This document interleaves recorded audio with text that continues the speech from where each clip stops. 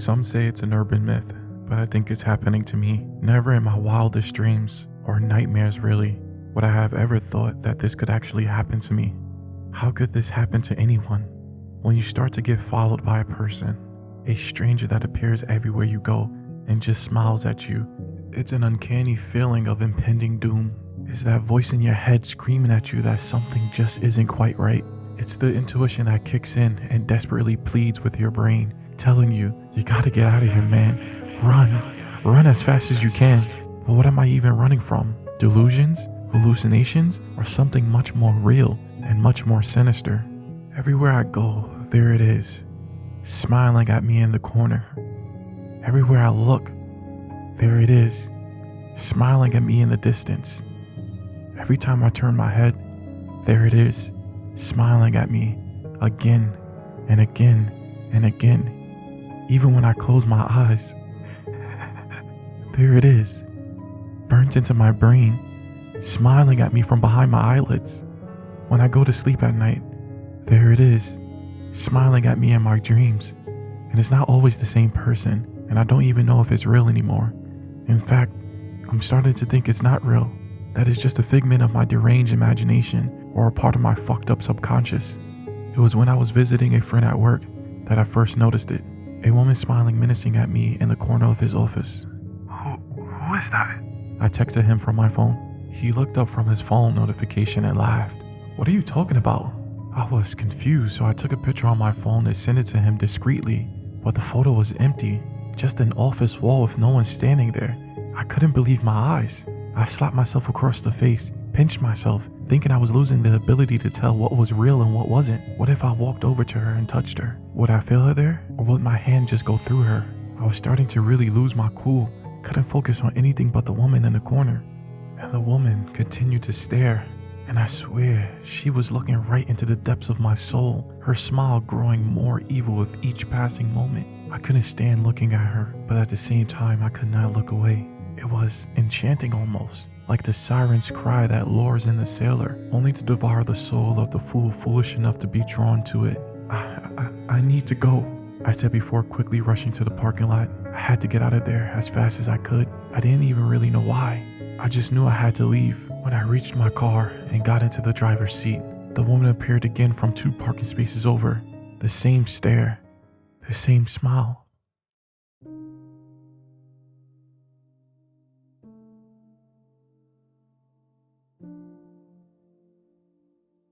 I met God and I regret it. What does one define as God? If I were to go from a personal standpoint, I would describe it as a being of immense power that is not capable of being comprehended by mortals. That is why I can only speculate on the actual definition. Despite what you may think a God truly is, it is undeniable that we, as humans, hold a unique trait that most gods may never hold. That trait is death. At least, that is my personal opinion on the matter. I see death as a relief after we've lived our mortal lives. Unfortunately, many people face death before they are even ready due to situations out of their control. A god can never have such glory of eternal rest. However, there is a question that many have probably never considered. What would happen if a mortal were to partake in the essence of a god? The year is 1821. I was a young lad with his whole world ahead of him. I lived in a small town where everyone knew everyone. No one in our village had much, but we had each other. Father had told me an intense storm was coming in a few days. He sent me to the woods to collect lumber. It was nothing I was a stranger to though. I gathered lumber hundreds of times before even killing an Eskimo once. I may not have been good at much as a young man, but I knew how to use an axe. It was a cold day. The wind was strong. Father warned me to wear lots of warm clothing for the trip. Even the strongest men would freeze in minutes in this weather. I knew it was serious when I saw the river was completely frozen. Dead fish were numerous among the frozen water. At least they don't spoil, I thought jokingly. No matter how many times I'd done this, the sweet smell of pine never got old. I found a nice set of trees and picked the best one. I didn't need anything crazy. I just needed something big enough to provide a lot of wood, but small enough not to be a hassle to move. I settled on a small tree close by the river. It wasn't exactly a sapling, but it had clearly not reached its full potential. I guess there was some irony in that. Trees are living things, you know. This tree was young, yet here I was chopping it down for the benefit of myself. But it was too cold to be getting philosophical. I hacked away at the tree. It took a few more swings than I was expecting, but eventually came down. Snow poured over me as it fell over the river. Now, I was certain this was really serious. The ice over the river didn't so much as crack from that. Mother Nature impressed me yet again. I began chopping a tree into smaller sections. My nose was running uncontrollably. After a few trips bringing lumber home, I felt we were settled with what we had. I gave myself a firm pat on the back. This was some of my finest work, if I don't say so myself. As night came, the wind began to pick up. The temperature dropped lower than it ever had. Father stayed up all night to keep the fire going. This was nothing new to me. I was used to Father staying up all night. As long as he had his trusty bottle of whiskey, he could do anything except be coherent. That night, something felt so off about the air. This cold was not only dangerous, it felt unnatural. And the smell of rust was everywhere. I hardly got a wink of sleep that night. As I stared out my window, I began to wonder about my own mortality. Is there a world where things are simple? Does Mother Nature have something against us? Is this a punishment from God? Is there a God? Though my mother and father were incredibly religious, I always had a slight sense of doubt in the back of my mind. Either way, wondering about this was not going to keep me warm. I turned over in my bed and attempted to sleep the frosty night away. The following day was almost historical in nature. Ice and snow cascaded every house, every roof, and every tree. Father informed me that there was some news that one of the town's residents passed away of pneumonia last night. People in my village always took the death of one of their own seriously, not saying that all death isn't serious. It made me wonder yet again. That just goes back to my queries about mortality again. Did that person want to die? Why must life be taken in such ways? I just hope it was painless. I decided I was going to go for a walk down the trail. While I was out there, I decided I might as well grab some more of that wood. I layered up, grabbed my axe, and proceeded out the door. Of course, my mother warned me not to freeze to death out there. My mother was always a careful woman. I loved her. Sometimes I swear she saw me as the only man in her life. Father was always too busy downing a bottle to care about Mother. On my walk, I noticed something strange. The sky seemed a bit weird. Every few minutes, the sky looked like it had colors morphed into it. Like an aurora borealis, but red and orange. It was strange. I'd never seen anything like that here. Regardless, I dismissed it as a beautiful phenomenon and proceeded on. I'd returned to the area where I originally cut down the tree. To my confusion, the tree was gone. As a matter of fact, it felt like I wasn't even in the same location. I swore this is where I'd been. I began going in different directions. It was like the woods were shifting as I traveled. The trail became unfamiliar. Some of the trees started not to make sense. I became disoriented. This was when I began to realize something was dreadfully wrong. Suddenly, I began to hear a low voice. It sounded as if something was calling me from a far distance. I began to feel a warm sensation. The feeling was so friendly, soothing, and comforting. The voice was luring me in. The worst part is I couldn't resist like a moth to a flame. My legs began to move in the direction of warmth. All I could think in the back of my mind was that I was going to die. I'm lost, and I'm going to freeze to death out here. Before I knew it, I found myself at an unfamiliar pond. I wanted to call it a pond, but it looked on as if it stretched on forever. The sky was an array of colors over the pond. The trees seemed almost to warp away from the body of water. The once pines now resembled fly traps with small face-like holes in them. That's when I saw it. A large creature lay beached on the embankment. I don't even know how to describe it. At first glance, you'd think it was a beach whale, but it was larger than one. However, it had human-like eyes the size of tires, a jellyfish-like body with lobster pincers, and the face was all too wrong. Its face was far too human for what it was. Its teeth were like daggers, and its mouth was unnaturally long for its body. Just being near it made my vision scramble like looking into TV static. Even through my warped vision, I could see it clearly. I was practically burning up in its presence. Somehow, this thing was letting off a massive wave of heat. Though I should have been afraid, my brain could not process fear. All I felt was the same feeling I got in the presence of my mother. It was the feeling of safety and comfort. I began to approach this beast, despite my attempts to turn back. Before I knew it, I was standing mere inches from the creature. The thing did not move, but I could see that it was still breathing. Every few seconds, its lips and tentacles would twitch. This creature was dying. I began to hear something in my head. The same voice I heard in the woods was now circulating around me. Though the creature never moved its mouth, it spoke to me. In my head, I heard it utter only one word: partake. It uttered. This creature must have had some sort of mental power, because I subconsciously knew what it meant. I knew what it wanted me to do. I looked down at my axe. I was really about to do this. The query that I wondered about all this time began to resonate again. This creature was dying, but here I was about to bring down an axe upon it.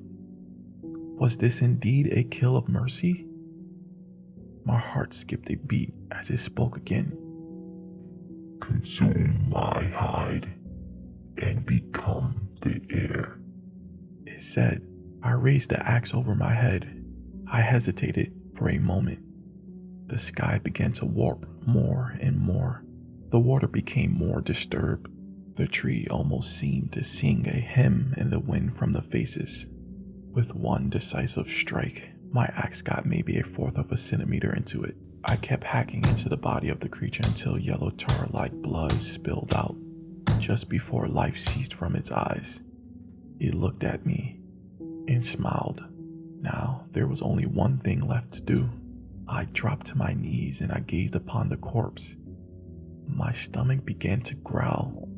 It was the strongest growl I have ever experienced in my 19 years of life. My mouth began to drool uncontrollably. What was happening to me? I felt like a starving animal. I began to cut into it deeper for what felt like hours with each chop, and my hunger became more and more insatiable. At some point, I no longer felt the cold. The idea of freezing to death meant nothing to me. I kept chopping until my axe head flew off. It was now I realized it was cracked and broken, but I didn't care. I started to tear into the body with my hands. My flesh burned from its blood as it began bleaching my dark brown skin. I finally tore out a chunk that must have weighed more than 100 pounds, despite barely being the size of a softball, and began eating it. It took a moment to get used to the taste. The first bite reminded me of salt mixed with lemon, and then it tasted sweet like an apple. With each chunk I ingested, I began to enjoy it more and more. The lovely hymn of the trees became louder and louder. My body began to warm up. The sweet, delectable flavor was almost sensational. My eyes began to water from the euphoria. I was eating so much of it. This creature was far larger than me. How was I eating so much of it? After what felt like 10 minutes, I had enough. What came over me? I'd just done a disgusting thing. I felt like a sickened animal. I sat on the ground for several minutes, trying to regain my composure. That's when I began to feel it. I felt stronger, smarter, and more aware. It seemed like I just opened up some sort of sixth sense. Simultaneously, everything stopped. The trees no longer sang. The sky's color ceased entirely. The world no longer warped around me. That's when I began to see them. I witnessed several strange creatures begin to crawl out of the water. The only way I could describe these things is as horrific. Some looked human, some looked far from human. Some were indescribable.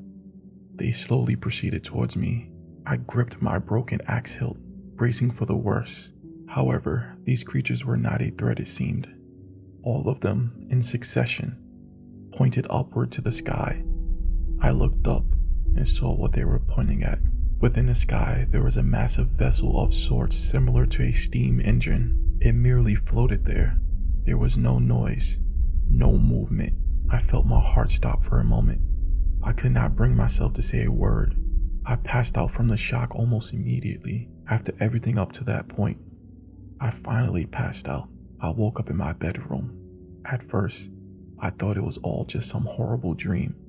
That was until my father informed me that he found me unconscious, not far off the trail 3 weeks prior. He told me that he believed I slipped on a patch of ice and hit my head on a stump, knocking myself out. Though my father insists what I told him was a dream, I swear it wasn't. I remember everything that day that happened. I remember everything.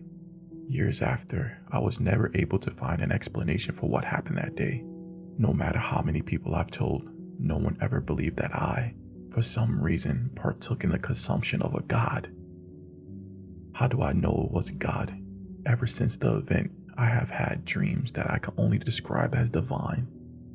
I partook in the consumption of a god ever since I've been able to stare into the cosmos and see what awaits beyond. My first question of mortality no longer exists. This is why I see death as a mercy. I understand why mortals are such blessed beings. It's hard to believe that this took place in 1821. Even after centuries, it still feels like it happened just yesterday. Centuries have passed, yet my age has not changed. Time has lost its effect on me. I had to watch everyone I ever known come and go before me. In the last days of my mother and father, I saw them stare me in the eyes. I've had to suffer from the fact that they, somewhere down the line, saw me as a curse. I never wished to consume godly flesh. I really didn't have a say. I was essentially forced into this matter. Or was I? If I had stronger willpower, could I have changed things? Could I have resisted the temptations? I recently discovered some books that go over the idea of what I may have done. Some of these books go over the idea of interstellar beings with immense power. Some of these are discussed as beings from other worlds or dimensions. Others discuss the idea of cosmic horrors. These relate more to some sort of otherworldly gods. Perhaps that may have been what happened. Either I consumed the flesh of some form of alien entity, or I consumed the meat of one of these cosmic horrors. I'm not any closer to finding an answer. One thing I know for sure, I have not gotten closer to death. I currently reside in a time period in which I should not belong. I've witnessed the creation of things such as automobiles, televisions, and phones. In a world where I was familiar with writing letters and visiting in person as the only means of communication, it can now be done while in the comfort of your own home. Wherever I go, I know that it will only be temporary. I live with the dread that I will probably outlive everything. When the world ends, it will be the end of everything except me. I have tried to kill myself hundreds of times at this point. No matter what happens, I'll just wake up the next day unscathed. Many people see immortality as a blessing of divinity, but it's not. The so-called glory of immortality is genuinely a nightmarish hell. I can feel things no one else can see. I see entities that walk among ordinary people. I hear as the trees sing their ominous hymn in my honor. I can see the sky changing over and over again. There it is again, just above the clouds. I can see that massive vessel floating. It hides so cleverly in plain sight. These poor mortals are none the wiser about what watches them. Now I get to the final point as to why I have written this. I don't know how many of these gods there are. Truth be told, I may not even be the only one out there like this. This is my theory on what I think happened. I believe I was the victim of an unfortunate circumstance. The creature I came across that day was some sort of otherworldly being on the verge of death.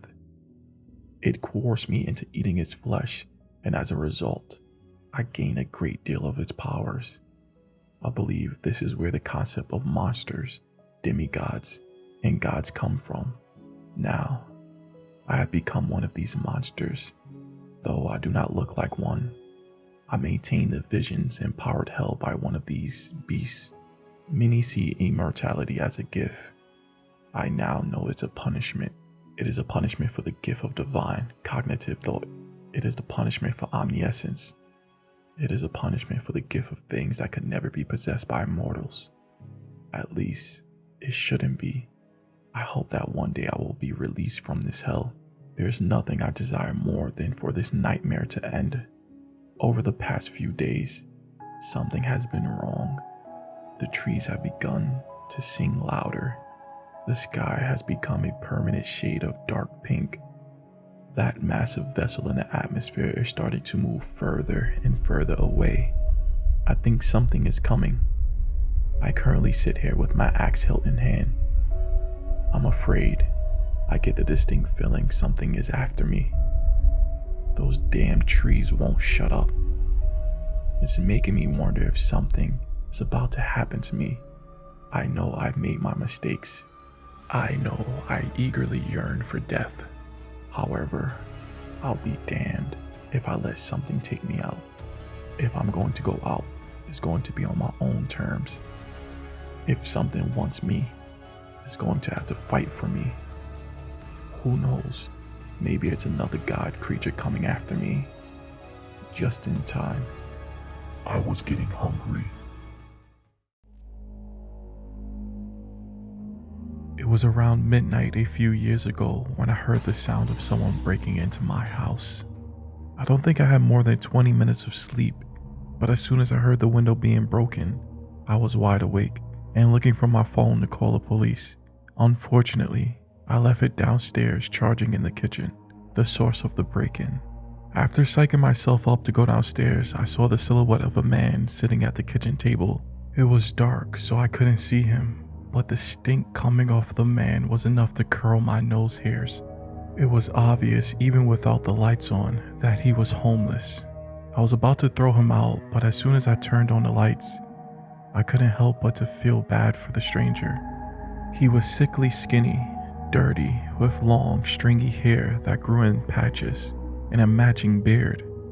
The way he sat there motionless with tears forming in his 1,000-yard stare, it seemed to me that he had given up on life.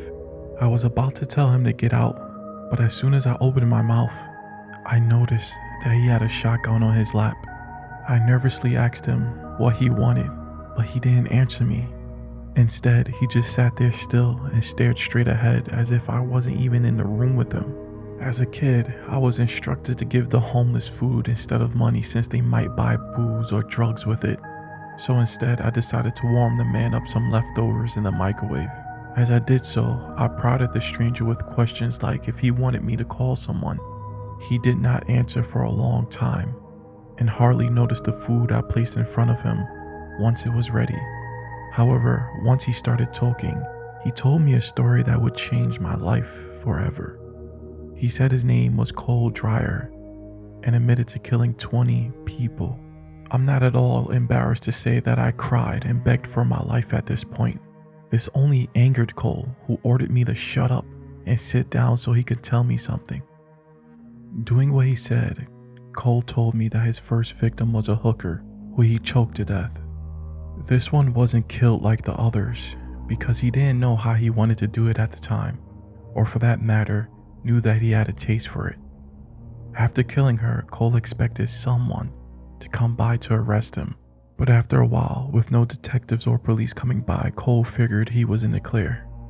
Finally, having a way to vent his frustration and no longer feel like some cog in the machine, Cole's murderous fantasy took on a life of its own. Eventually, he started to consider himself the pass-it-on killer. The reason Cole liked that name could only be explained by his twisted sense of righteousness and questionable moral compass, which was explained to me in great detail. The gist of it was that if he killed enough pests, good things would come back to him. Symbolizing this, he would replace the head of his previous victim with the most current. Realizing killing people he knew was a sure way of getting caught, Cole learned what questions to ask complete strangers to discover the pests in their lives, because who didn't like talking about themselves? Cole explained that he was great at talking to people and could talk the devil into lighting himself on fire. Because of this gift, it was easy for Cole to learn where these people lived, worked, drove, and more. Since the murders were spread out nationwide and none of his victims had any connections to the others, authorities were at a loss. They told the public they were chasing leads, but they never even questioned Cole about his hobby. It was at this point that Cole demanded that I grab a pen and paper and jot down his tale. Who was I to say no? Even though he had his hand on the table, there was still a shotgun on his lap. I didn't want to bet that it wasn't loaded or that I was faster. The safe bet was just to write the story he was telling me and hope he would show me mercy. While scouting for the 21st victim, Cole found himself behind a small series of apartment buildings. It was here Cole started to shake as if he was scared. I heard a small group of people huddled around someone's basement apartment, whispering to whoever was inside. They were a ways away, so I couldn't make out the details at the time, but I could see that something wasn't right about them. They were dirty, long, greasy hair, and beards, but there was something else about them. Something evil. One by one, they stopped their hushed whispering and turned their gaze towards Cole. This prompted Cole to return to his car, and on the way he dared a peek over his shoulder. When he did, they were following him, but stayed just out of the cone of light the street lamps provided. It creeped me out. I was already thinking of finding someone else to kill, because I don't like killing in apartment buildings. Too many neighbors, you know? When I saw them though, that sort of settled it. I wasn't going to go back there. Kept looking back in the mirror on the way home to see if I was being followed, but in the 5-hour drive I didn't see a thing behind me. The next day, however, I noticed a car driving slowly through my parking lot every few hours. I was smoking lots of weed at the time and figured I was just being paranoid. But the next night I woke up to tapping on my door. As Cole explained to me what happened next, he started to rock back and forth the way I've seen children do in an effort to calm himself down before continuing his story. Thought it was my imagination at first, but then I started hearing my name being whispered from the hallway. When I realized I wasn't imagining the noises, I looked out the peephole. Cole described at least 5 filthy and malnourished faces partially covered by long, unkempt hair that did little to hide their dark, sunken eyes that shined with a kind of hate and sin that even the pass-it-on killer feared. They spent the entire night begging me to come out. In the building called home, it wasn't uncommon to hear drunken exes pound on doors demanding to be let in, so their begging went on for hours. Eventually, a neighbor Cole never bothered to get to know but shared a thin wall with decided to open the door to tell the strangers to keep it down. She stopped mid-sentence the moment she saw them. Cole explained. They pushed her back into her apartment and all piled in. They were tearing through her place for a while, and when she cried or begged or groaned, they laughed. Eventually, they made the woman call out to Cole and to beg him to come out from his apartment. Whenever she did, they would laugh and instruct her to say it louder. She would comply with their demands and her reward would be getting hit more. When Cole refused to open the door or respond, they grew bored and started getting violent with the woman. First, the sounds of punches and things getting broken, but then, Jesus, they were eating her. It was loud and wet. It lasted until the sun came up. I didn't want to interrupt someone who was obviously crazy. After all, who knows how a madman thinks? The best course of action for me to take was to remain silent and allow Cole to go on for as long as he wanted. Cole didn't leave his room until noon. By then, he was confident they were gone and that it was safe to leave. There was no way I was going to stay there. No fucking way. Cole barely touched the meatloaf I heated up for him because he was too distraught. Considering how he looked, I thought he was going to inhale it. After packing his car and making sure to remember the head of his previous victim, who he kept on ice, Cole went to some army surplus store to get what he needed to get away for a while. To Cole, this meant staying at a seedy hotel.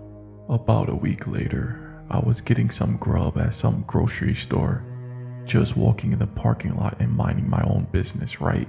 They drove up right behind me and laid on the horn. I didn't even bother getting something to eat after that. I just wanted to get the hell out of there. By the time Cole remembered that he left the head of his previous victim back in the mini fridge at the hotel, he had already crossed 2 state lines. I could tell this bothered him even before he let out a dry laugh about how he has completion anxiety. At this point of the story, Cole had to take a moment, and knowing that he had a shotgun on his lap, I gave it to him, hoping my kindness would be repaid and I could keep my head once he finished his tale. I poured him some milk and offered him the rest of the baby carrots I had in the fridge. Cole traded his car for a van shortly after that encounter because there was no doubt that whoever was following him knew what he was driving. At least I could sleep in a van, right? Saves money on hotels and shit. It only took 5 weeks or so after trading in for the van that Cole crossed his pursuers' paths again. This time he was in deep sleep when he heard them say his name, causing his eyes to shoot open, immediately locking on the dark eyes of a woman with the same sinister resemblance as the men Cole had seen outside his apartment. However, without a beard, this woman's disfiguration was more noticeable. At first I thought it was a cleft lip and chin, but it wasn't. The few teeth that she had were small and brown and grew fucking everywhere. Cole explained as his dirty fingers fidgeted with the gun in his lap, like the gums and the inside of the cheeks and shit. Even in the dark, Cole could see their black eyes glow with hateful light. And when he turned on the engine, the headlights revealed dozens of her family, standing 10 or so feet apart. Some were naked, Cole explained, his eyes growing distant as he was reliving that painful memory. They were standing still, smiling, and just looking at me, like they were giving me permission to leave. Cole told me that he swerved to hit a few with his front tire, or to at least clip them with the van.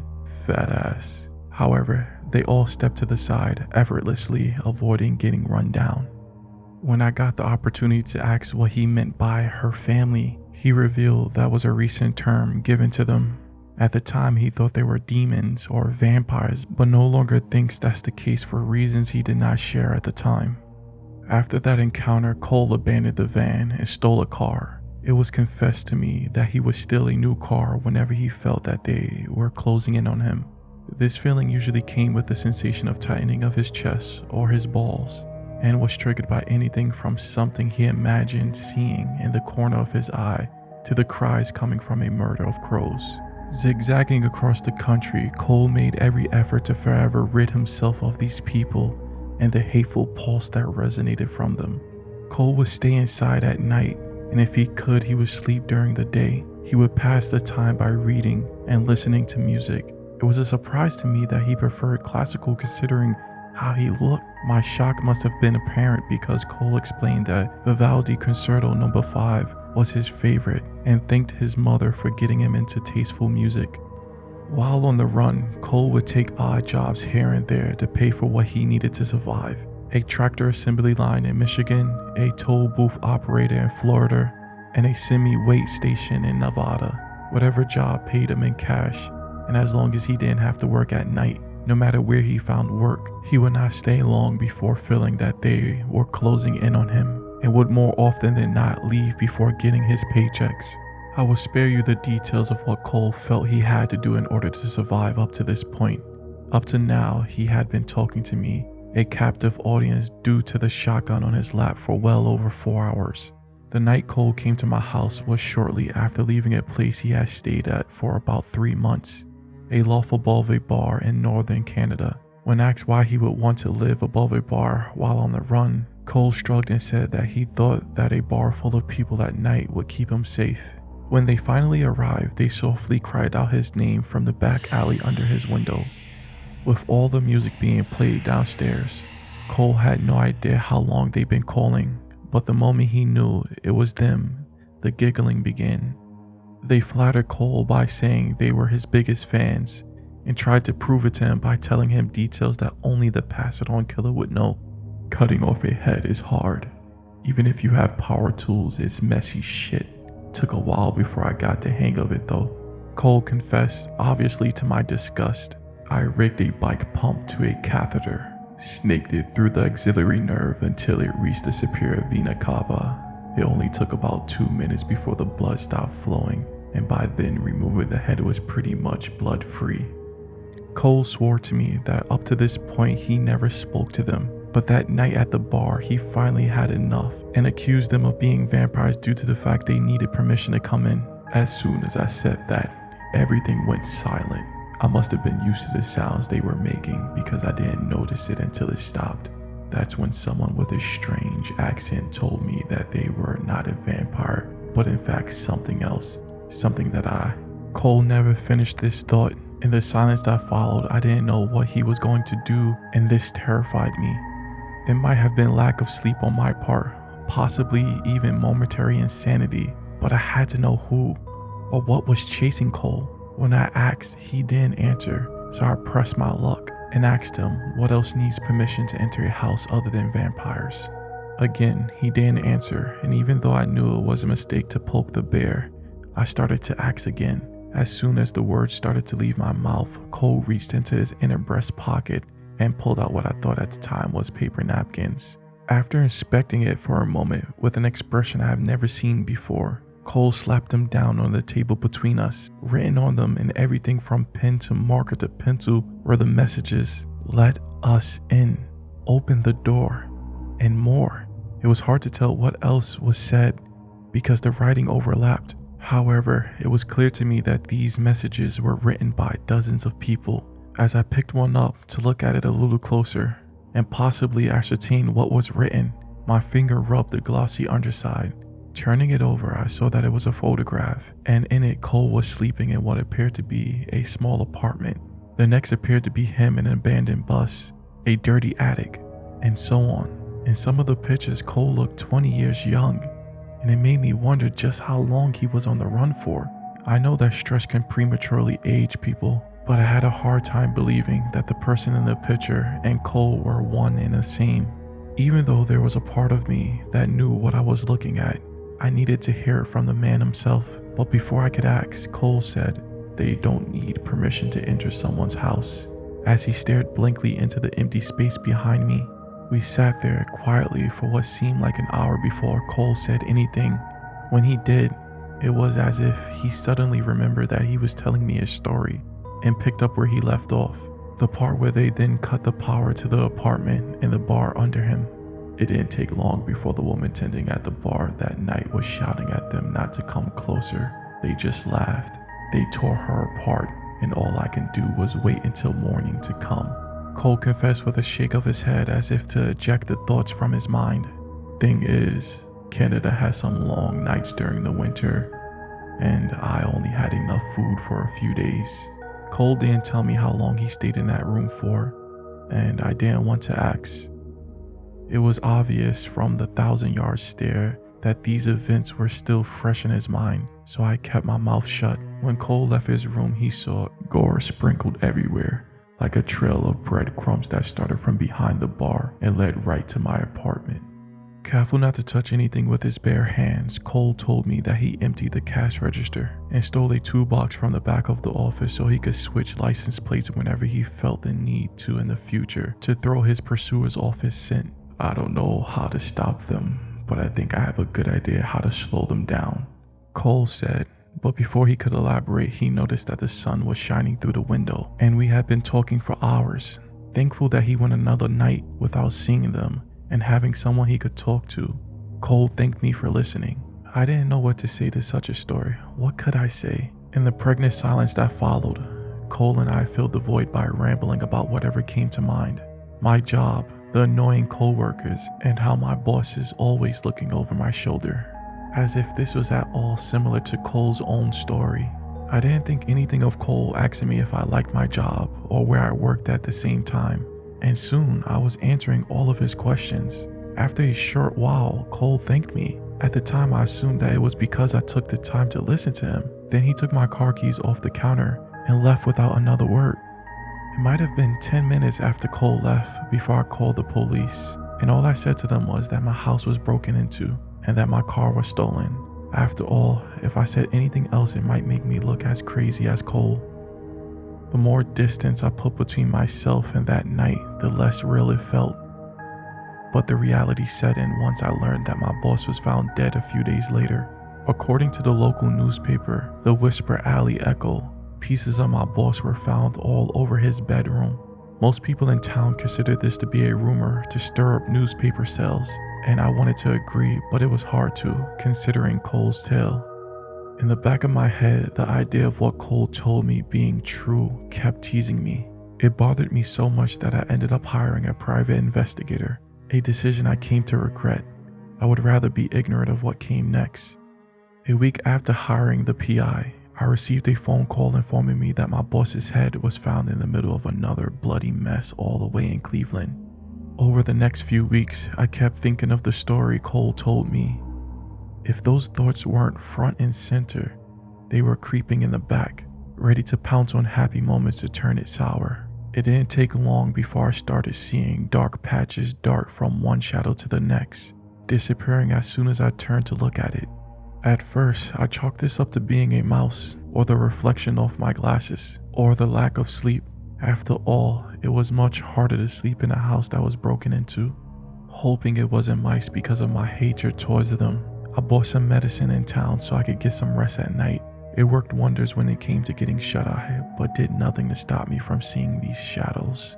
With an embarrassing frequency, I would imagine the reflecting eyes on the side of the road were Cole's night visitors, or think of them whenever I heard the house settle. It was as though toying with the idea of them being real was enough to invite them into my life. I don't recall what came first. Hearing my name being called out in public, a sound similar to a murder of crows crowing, or the soft scraping at my screen windows at night. However, once I realized that the noises and the visions were real, there was no way to block them out. At night, the soft whispers were hard to make out, and the more I tried to ignore them, the more they took center stage. I could not tell how many nights I stayed up just so I could put my ear to the wall, but I can tell you it was worth the effort because unlike Cole, I know what they want. The first night I opened the door for them was terrifying, like losing one's virginity. Even with Cole's descriptions, there was no way I could have been prepared for their appearance, because they resemble humans the same way a shark looks like a minnow. During these conversations, they instructed me to share Cole's story with the world, so some of his madness could rub off on the others and season the meat. As long as I did this for them, they would allow me to live. With that in mind, it's only a matter of time before they come and visit you. Maybe it will start with seeing shadows in the corner of your eyes, the sounds of whispering, or something similar to the crowing of crows. No matter how it starts, you should know it is the beginning of the end. Once you've been seasoned enough, they will strike, and when they do, you can thank me, a better and more successful pass-it-on killer than Cole ever was.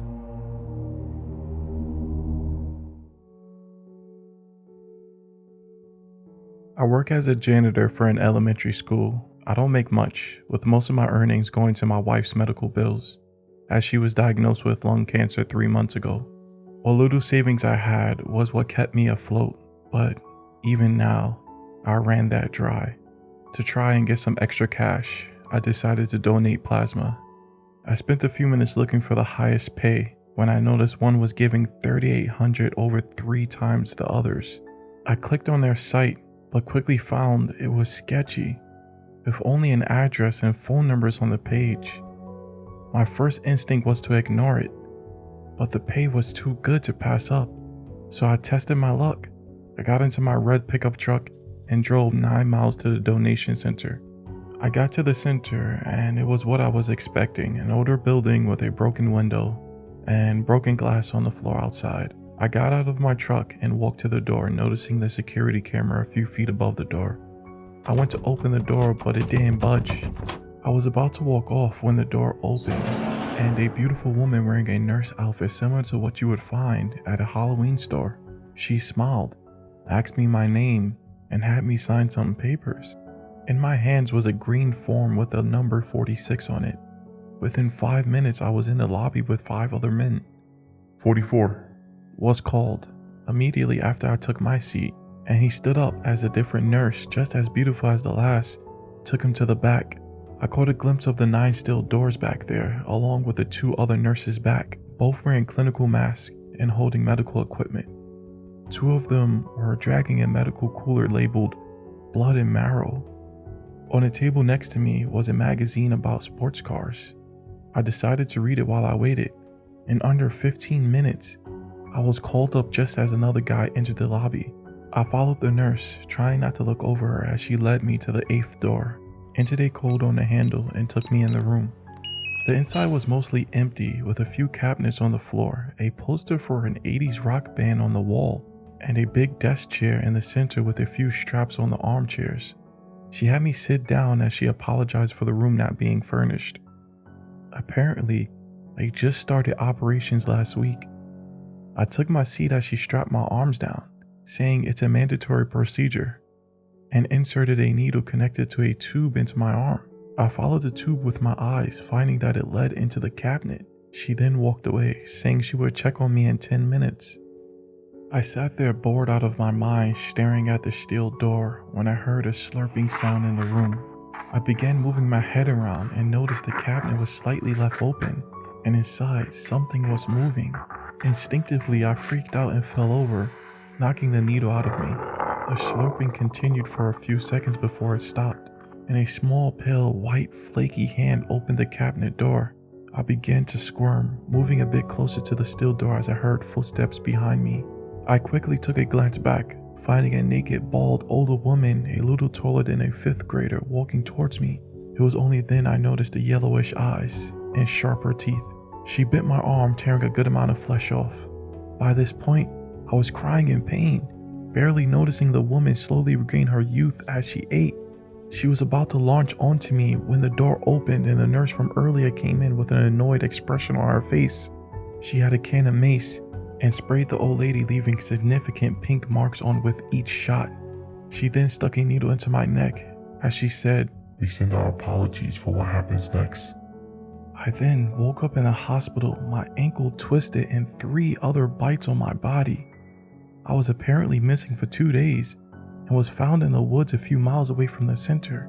I tried to tell the police what I saw, but they wouldn't listen, believing I made it all up, as those bites were eerily similar to wolf bites.